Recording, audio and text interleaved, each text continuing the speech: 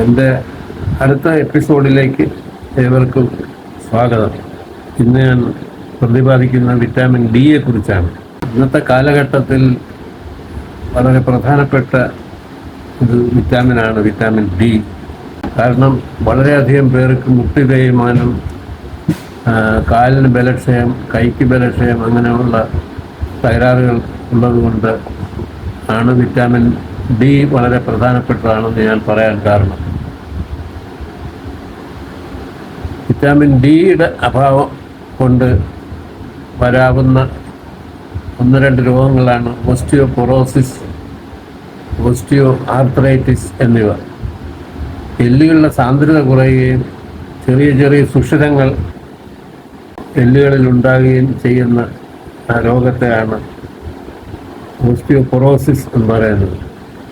എല്ലുകൾക്ക് തേയ്മാനം വരികയും എല്ലുകൾ തേയ്മാനം മൂലം മുട്ടുവേദന, നടുവുവേദന മുതലായ ഉണ്ടാകുകയും ചെയ്യുന്ന രോഗത്തെയാണ് ഓസ്റ്റിയോ ആർത്രൈറ്റിസ് എന്ന് പറയുന്നത്.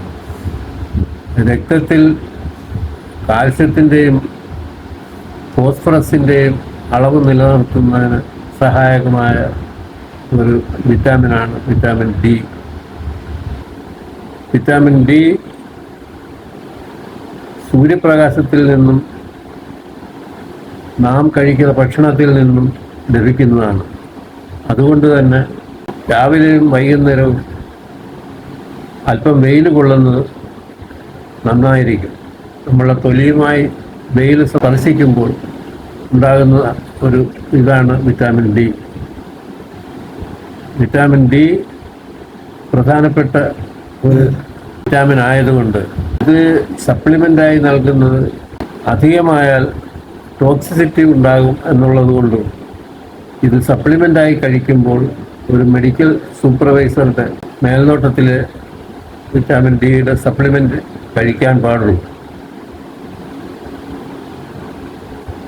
വിറ്റാമിൻ ഡി പ്രധാനമായി ലഭിക്കുന്നത് ചൂര, നെയ്മീൻ മുതലായ തടിച്ച മീനുകൾ, പാല്, നെയ്യ്, cheese, butter, orange juice, soybean, പയർവർഗ്ഗങ്ങൾ, ബീഫ് ലിവർ, മുട്ടയുടെ മഞ്ഞക്കരു എന്നിവയിൽ നിന്നുമാണ്. എൻ്റെ അടുത്ത എപ്പിസോഡിലേക്ക് എല്ലാവർക്കും നോട്ടിഫിക്കേഷൻ ലഭിക്കുന്നതിനായി എൻ്റെ എപ്പിസോഡ് സബ്സ്ക്രൈബ് ചെയ്യാൻ ഞാൻ അഭ്യർത്ഥിക്കുന്നു. Thank you.